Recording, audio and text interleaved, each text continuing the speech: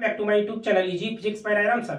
Students, last video में हमने 12th physics unsolved paper के अंतर्गत 2023 का सेट नंबर 7 स्टार्ट किया था, जिसमें क्वेश्चन नंबर 4 के सभी क्वेश्चंस को सॉल्व कर लिया था। आज की इस वीडियो में हम क्वेश्चन नंबर 5 और 6 के सभी क्वेश्चंस को सॉल्व करेंगे। स्टूडेंट्स, अगर आप चैनल पर नए हैं तो चैनल को सब्सक्राइब कीजिए और बेल आइकन को प्रेस कर लीजिए। स्टूडेंट्स, स्टार्ट करते हैं आज की वीडियो। क्वेश्चन नंबर 5 का क्वेश्चन है, 9i तथा 4i तीव्रता की दो तरंगों की परिणामी तीव्रता ज्ञात कीजिए जब तरंगे कला संबद्ध तथा कला असंबद्ध हो। ठीक है,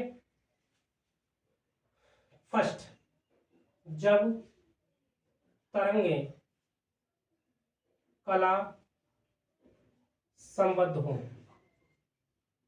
जब तरंगे कला संबद्ध हो तब परिणामी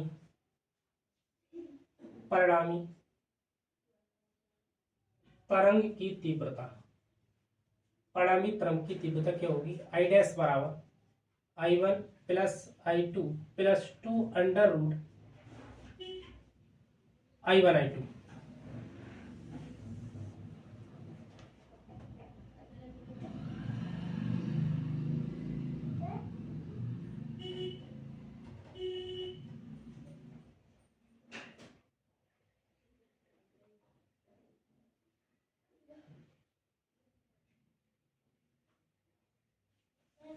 परंतु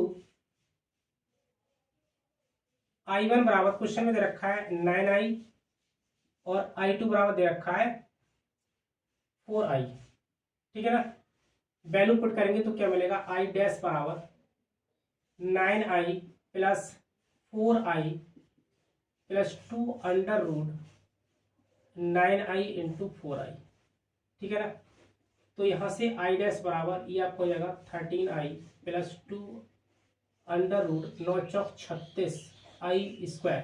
ठीक है ना, तो i डैश बराबर 13i प्लस 2 इंटू यहाँ से 6 का वर्गमूल कितना आएगा? 6 और i स्क्वायर का हो जाएगा i। ठीक है, तो यहाँ मिलेगा आपको 13i प्लस 2 छंग 12i, 12 और 13 आपको मिल जाएगा 25i। ठीक है, तो इस कंडीशन में आपको मिलेगा i डैश बराबर 25i। सेकेंड नंबर, जब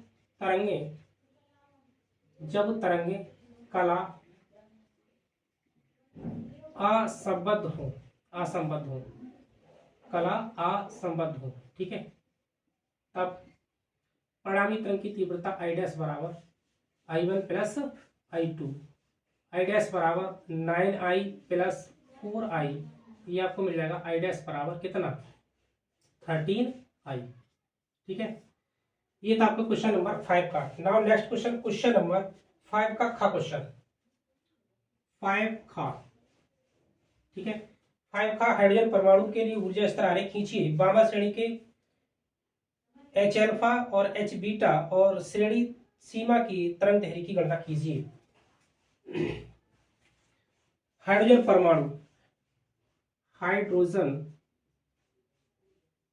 परमाणु के लिए ऊर्जा स्तर आरेख।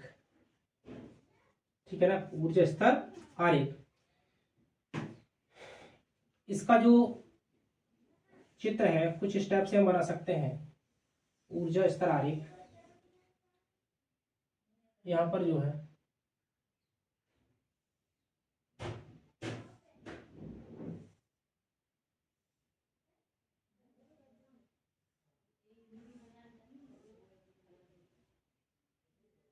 n बराबर 1, n बराबर 2, n बराबर 3 एंड 4, 5 और ये 6, 7 स्टेप से। ठीक है ना, ये आपका कहाँ चलेगा? इनफाइनाइट तक। ठीक है ना, बामर श्रेणी, चूंकि बामर एच अल्फा में बामर श्रेणी मिलती है। ठीक है ना, तो बामर श्रेणी के लिए जो तीसरे ऊर्जा स्तर से दूसरे ऊर्जा स्तर में, ठीक है ना, ये चौथे से दूसरी, यहाँ पे मिलेगी आपको एच अल्फा और ये आपको मिलेगी एच बीटा। ठीक है ना, तो फर्स्ट इसमें पूछा है कि एच एल्फा, है ना, एच एल्फा आपका कितना होगा। तो फर्स्ट एच एल्फा की अधिकतम तरंग धैर्य,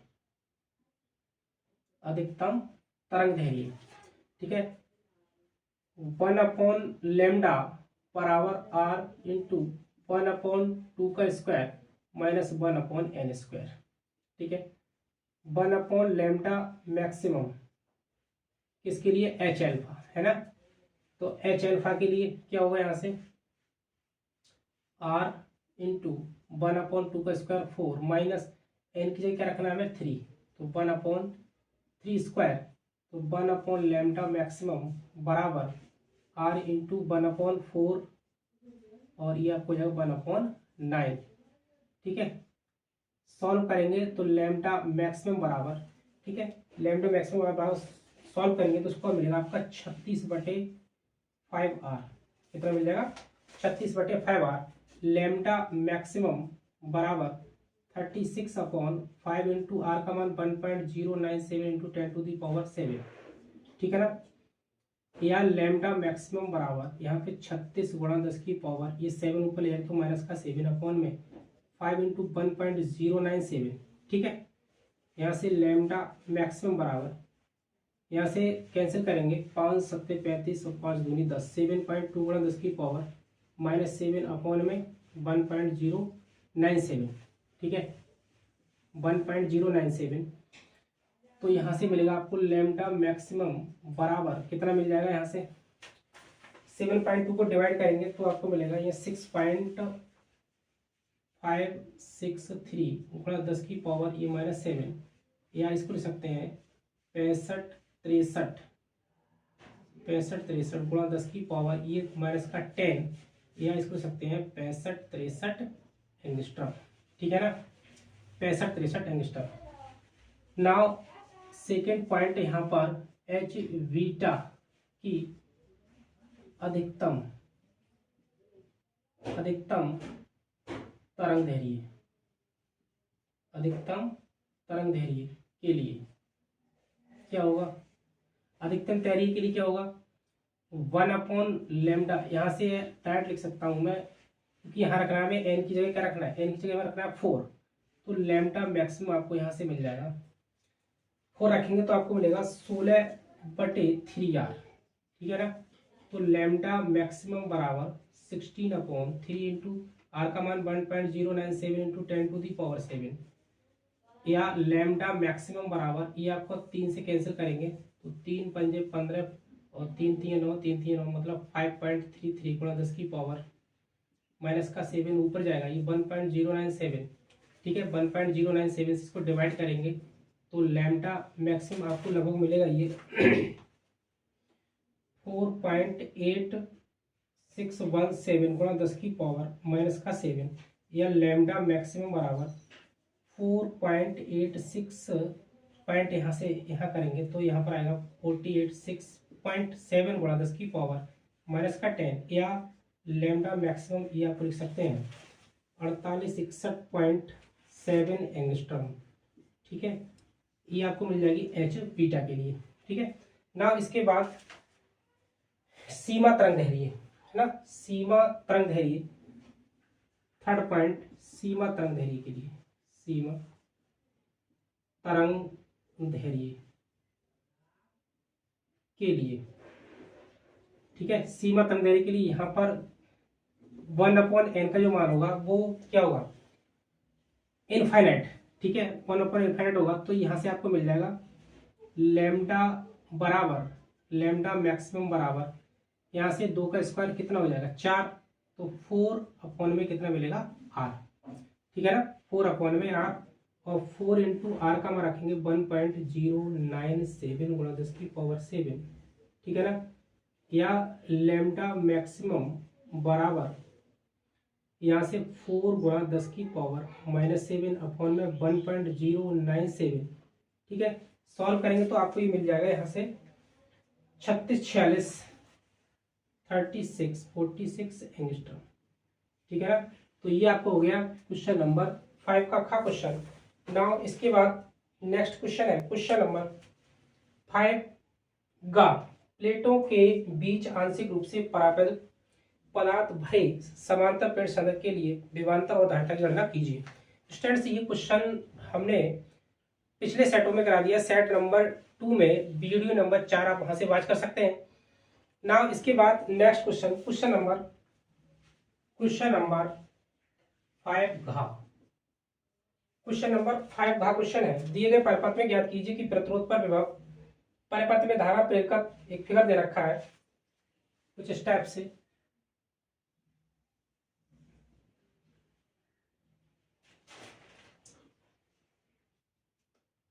ये आपका एक प्रेरकत्व संधारित्र, यहाँ पे कोई आपके एसी सोर्स, ठीक है ना, यहाँ से आपका 400 ओम और ये आपका 180 वोल्ट, ये भी आपका कितना होगा 180 वोल्ट।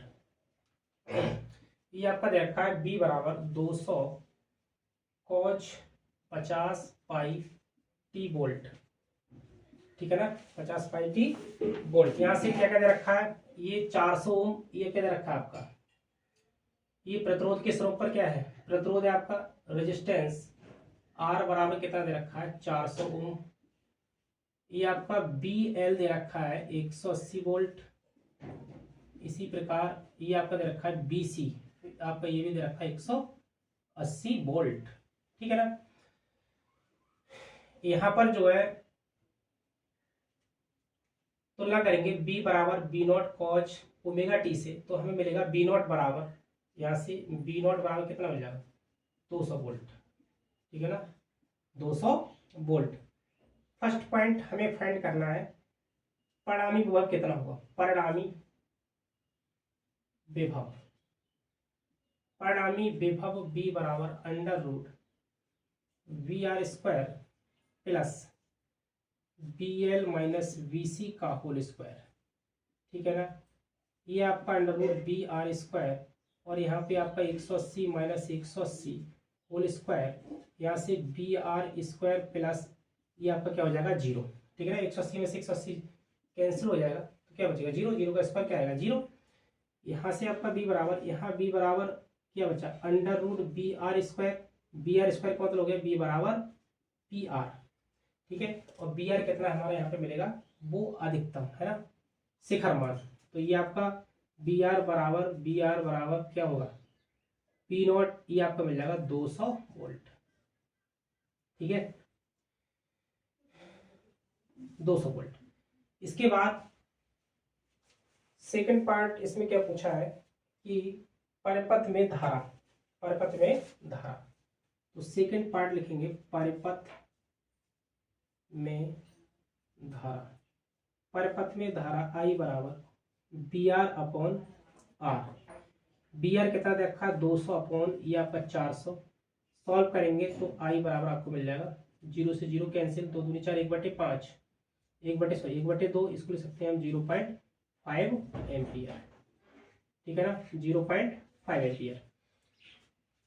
इसके बाद नेक्स्ट इसमें पूछा है प्रेरकत्व तथा धारिता के विभवों के बीच कालांतर, ठीक है।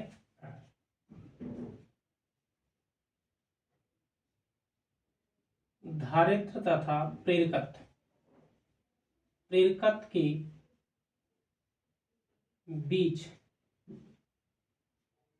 कालांतर, ठीक है, कालांतर फाई ये आपको होता है 180।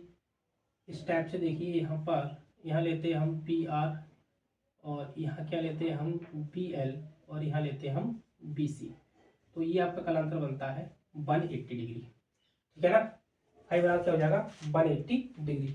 नाउ इसके बाद नेक्स्ट क्वेश्चन, क्वेश्चन नंबर 5 का यहाँ भंवर धाराएं क्या होती हैं, तो भंवर धाराएं इनके दो अनुप्रयोगों को बताइए। स्टूडेंट्स भंवर धाराएं ये हमारा टॉपिक सिलेबस से हटा दिया है, इसको करने की कोई आवश्यकता नहीं है। Now next question, question number 5 यहाँ अथवा, ठीक है ना, क्वेश्चन नंबर 5 का यहाँ इसका क्वेश्चन नंबर है हमारा क्या अथवा, ठीक है।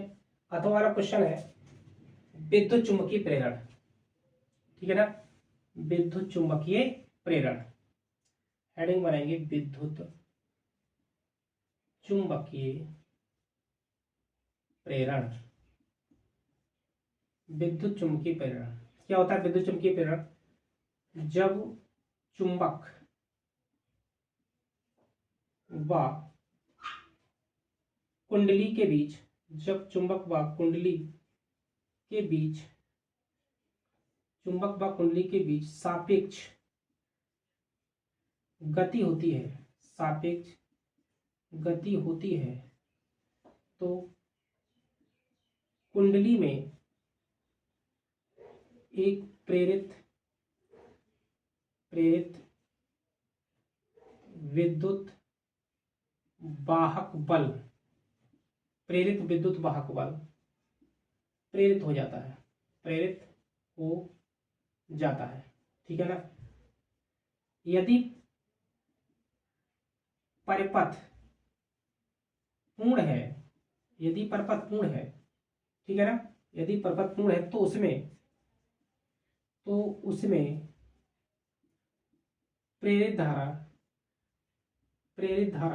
बहने लगती है, प्रेरित धारा बहने लगती है। इस घटना को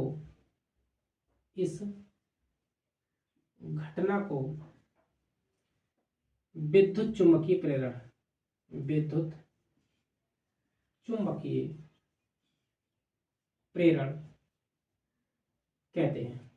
इस घटना को विद्युत चुंबकीय प्रेरण कहते हैं।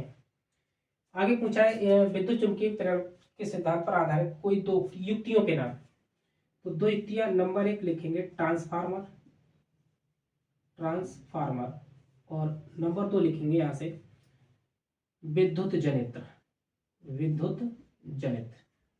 ठीक है ना, इलेक्ट्रिक जनरेटर।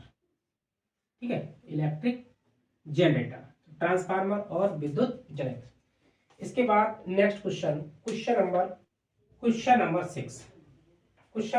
6 में स्पष्ट कीजिए कि क्यों हल्के नाविक आपस में जुड़कर एक बड़ा नाविक बनाते हैं, एक भारी नाविक दो हल्के नाविकों में टूटता है, नाभिकीय विखंडन तथा नाभिकीय संलयन दोनों घटनाओं में ऊर्जा निकलती है। ये हमें क्या करना है? स्पष्ट करना है। ठीक है ना? तो देखेंगे इसमें फर्स्ट पॉइंट, नाभिकीय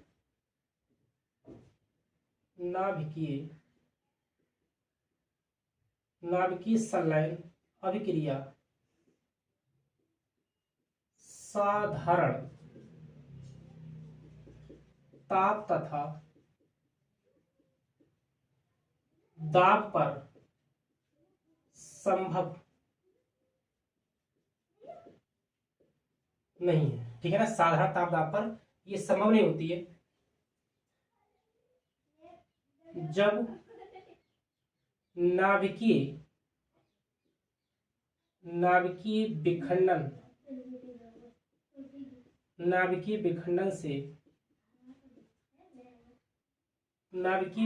से उत्पन्न ऊर्जा हल्के नाभिकों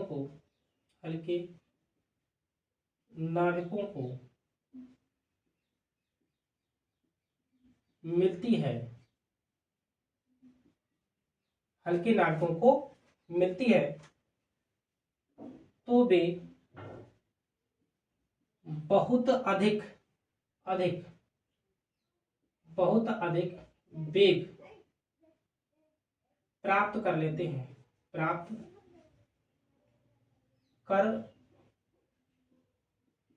हैं, अतः वे परस्पर संलयित हो जाते हैं,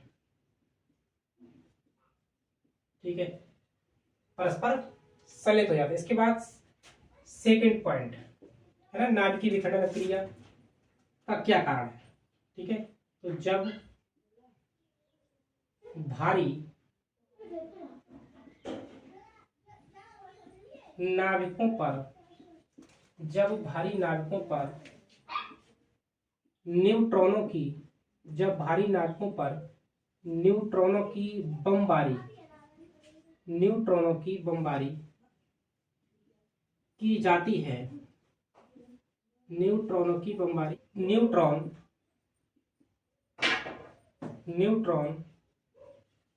बड़े परमाणु,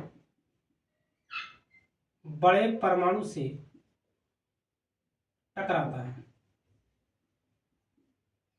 बड़े परमाणु से टकराता है, जिससे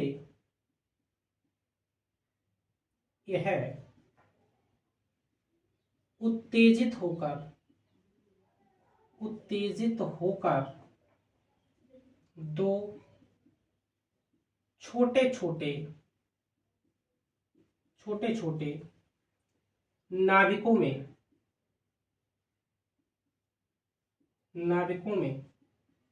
टूट जाता है। तो छोटे छोटे नाभिकों में टूट जाता है, ठीक है ना। इसके बाद थर्ड पॉइंट, तीसरा पॉइंट क्या देखा है इसमें। तीसरे पॉइंट में पूछ रहे हैं नाभिकीय संलयन और नाभिकीय विखंडन के दौरान ऊर्जा निकलती है, ऐसा क्यों होता है। नाभिकीय विखंडन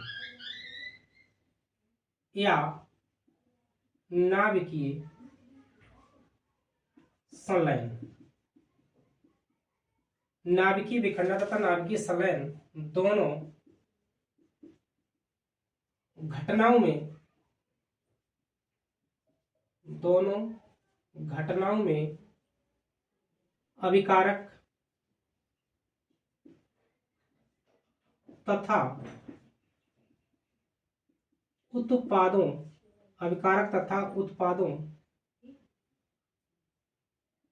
के बीच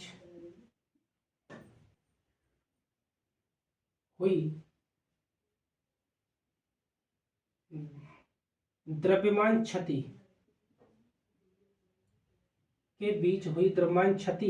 ही ऊर्जा के रूप में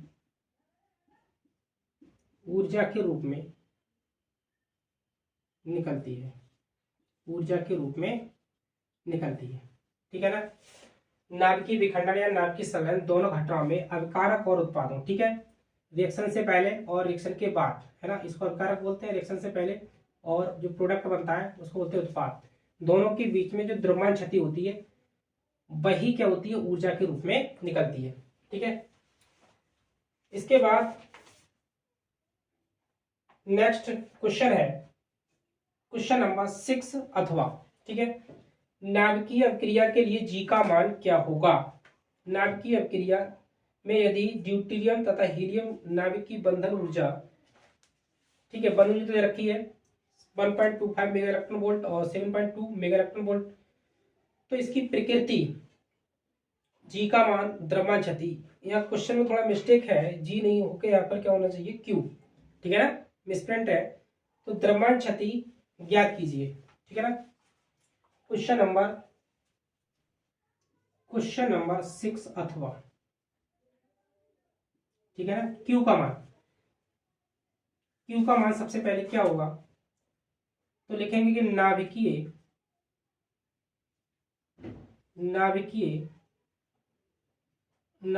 अभिक्रिया के लिए क्यू का मान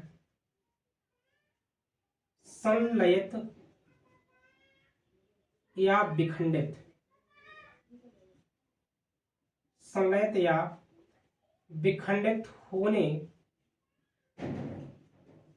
होने वाले नाभिकों की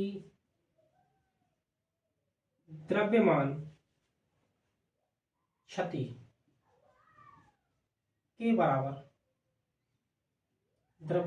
के बराबर होता है, ठीक है ना। नाभिकीय अभिक्रिया के लिए क्यू का मान संलयित या विखंडित होने वाले नाभिकों की द्रव्यमान क्षति के बराबर होता है। इसके बाद इसमें नेक्स्ट इसकी प्रकृति पूछी है, प्रकृति, ठीक है ना। प्रकृति कहने का मतलब है यहाँ पर यदि, यहाँ लिखेंगे कि यदि Q का मान धनात्मक है ना, Q का मान अगर धनात्मक है तो ये जो अक्रिया होगी वो कैसी होगी, धनात्मक है, तो अक्रिया होगी आपकी ऊष्माक्षेपी, ठीक है ना, ऊष्माक्षेपी अक्रिया होगी। और यदि Q का मान कैसा है, ऋणात्मक है, ठीक है ना, Q का मान क्या है, ऋणात्मक है, तो अक्रिया आपकी होगी ऊष्मा शोषी, ठीक है ना। यदि Q का मान धनात्मक है तो अक्रिया ऊष्माक्षेपी होगी, और Q का मान ऋणात्मक है तो अक्रिया क्या होगी, ऊष्मा शोषी होगी। Q का मान हमें फाइंड करना है। एक रिएक्शन दे रखी है, सेकंड रिएक्शन दे रखी है आपकी 1H2 sign of reaction 2He4 और प्लस का Q, हमें यहाँ से Q फाइंड करना है ना, Q। तो Q के लिए 1H2 की बंधन ऊर्जा माइनस, ठीक है ना, 2He4, क्या है, 2He4 की बंधन ऊर्जा, तो क्या मिल जाएगा यहाँ से Q बराबर 1H2 की बंधन ऊर्जा, ये आपका हो जाएगा कितना दे रखा है, 4 इंटू यहाँ से कितना दे रखा है, 7 पॉइंट कितना दे रखा है 2, और माइनस यहाँ से आपका कितना आ जाएगा 4 इंटू यहाँ से 1.25 यहाँ करेंगे तो 28.8 माइनस यहाँ से आपको मिलेगा 5.0, ठीक है। यहाँ पे आप सॉल्व करेंगे तो 23.8, Q का मान क्या मिल जाएगा 23.8 MeV, ठीक है ना, मिली मेगा इलेक्ट्रॉन वोल्ट ना। इसके बाद थर्ड पॉइंट इसमें पूछा है द्रव्यमान क्षति। तो द्रव्यमान क्षति कितनी हो जाएगी,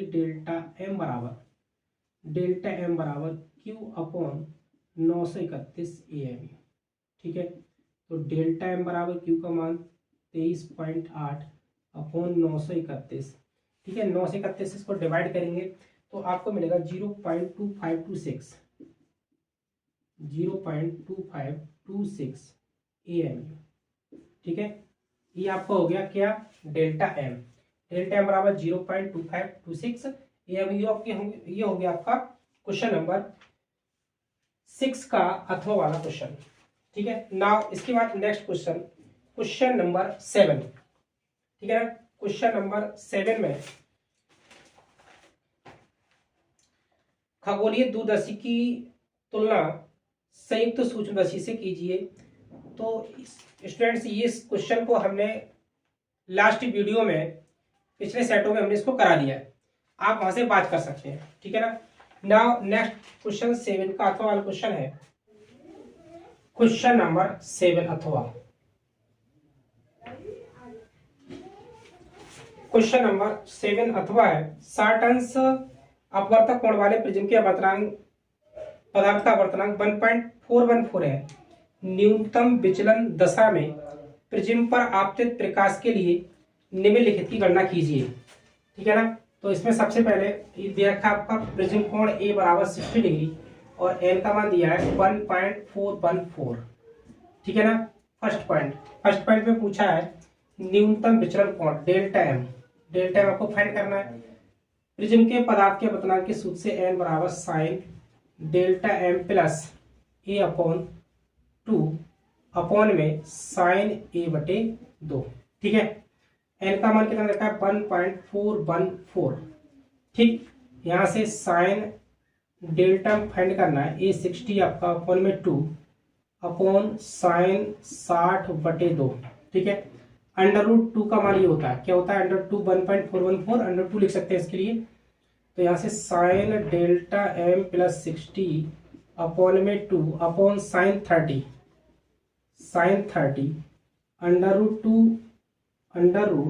√2 इंटू साइन 30 बराबर sine delta M plus 60 upon में 2, ठीक है ना। √2 साइन 30 की वैल्यू कितनी होती है, 1/2।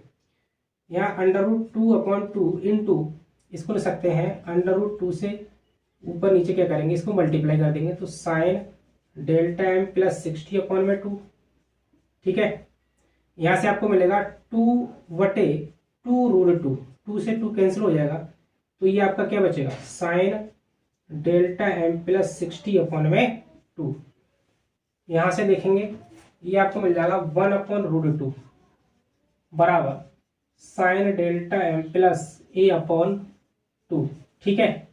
1/√2 क्या होता है आपकी साइन 45, साइन 45 का मान होता है ये, साइन डेल्टा एम प्लस ए अपॉन में 2।